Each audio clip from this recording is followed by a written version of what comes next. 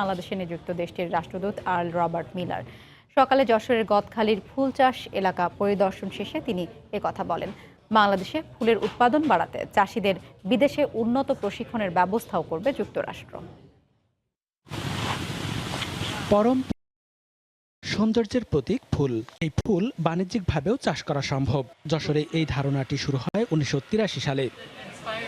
সোমবার সকালে 20 সদস্যের একটি প্রতিনিধি দল নিয়ে দেশের ফুলের রাজধানী যশোরের গদখালি গ্রামে যান বাংলাদেশে নিযুক্ত মার্কিন রাষ্ট্রদূত আর্ল রবার্ট মিলার।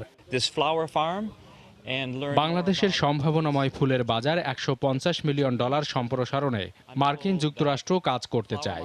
এই লক্ষ্যে গত কয়েক বছর ধরে কাজ করে যাচ্ছে ইউএসএইড। বাংলাদেশের সঙ্গে বাণিজ্যিক ও অর্থনৈতিক সম্পর্কের পাশাপাশি কৃষিক্ষেত্রেও গুরুত্ব দিতে চায় যুক্তরাষ্ট্র। পরিদর্শন শেষে স্থানীয় চাষি ও উদ্যোক্তাদের সঙ্গে মতবিনিময় করে প্রতিনিধি দলটি। ট্রেনিংগুলো যদি আমরা পাই তাহলে আমরা ফুল রপ্তানি করতে পারবো। কুলিং চেম্বারের যে সমস্যা এগুলো উত্তরণের জন্য তারা যে এসে আমরা বলেছি এর একটা সমাধান হতে পারে। এদিকে ইউএসএইডের কর্মকর্তারা জানান যশোরের চাষিদের আধুনিক প্রশিক্ষণের পাশাপাশি ফুল সংরক্ষণ সেন্টার নির্মাণ করা হচ্ছে।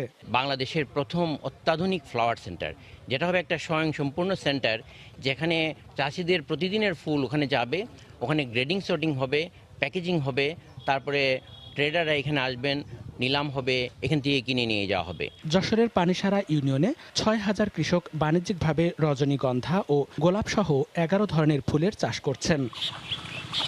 সময় সংবাদ, যশোর।